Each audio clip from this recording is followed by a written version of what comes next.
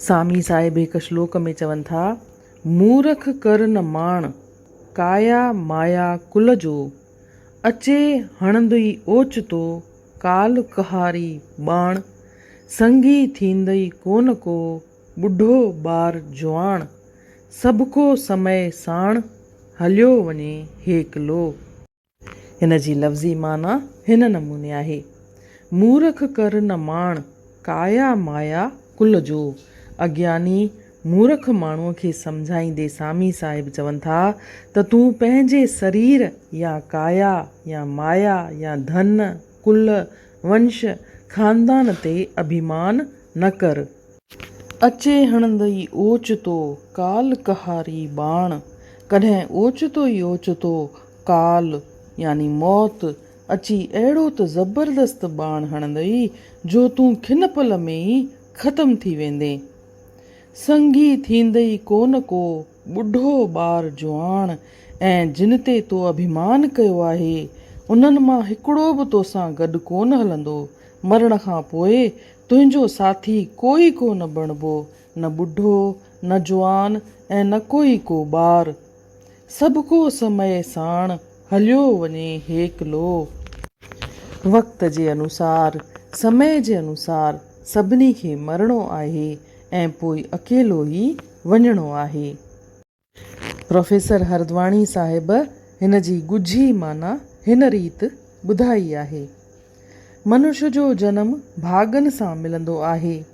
इंसान जो फ़र्ज़ु आहे त पंहिंजो मनुष्य जनम सफ़लो करे। जनम वठी आयल मनुष्य खे हिकु ॾींहुं हीउ संसार छॾे हलणो पवे थो। मौत कंहिंखे बि कोन थो छॾे, न अमीर खे ऐं न ग़रीब खे, न ॿार खे न ॿुढे खे।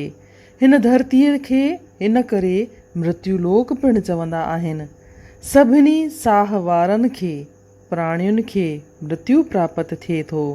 ज्ञानी पुरुष इहा ॻाल्हि ॼाणी संतनि जी या ईश्वर जी ओट वठी भॻिती करे पंहिंजो जनम सफल कनि था।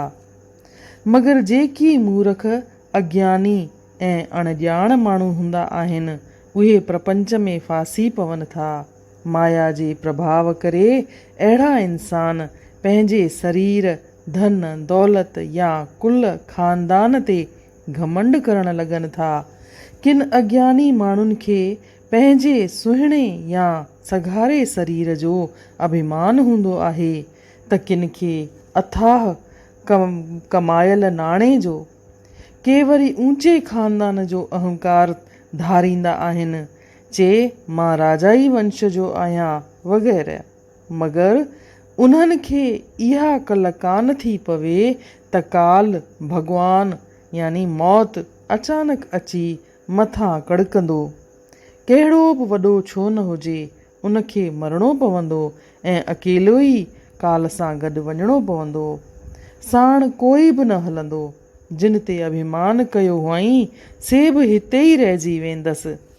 दरअसल सभिनी साह वारनि खे हिकु ॾींहुं अकेलो ई काल भॻवान सां गॾु वञिणो आहे। तंहिं करे सामी साहिब उपदेश कनि था त इन इंसान खे कंहिंजो बि अभिमान न कंदे भॻवान जी भॻिती करे या नाम सिमरण कंदे पंहिंजो जीवन सुठे नमूने गुज़ारणु खपे।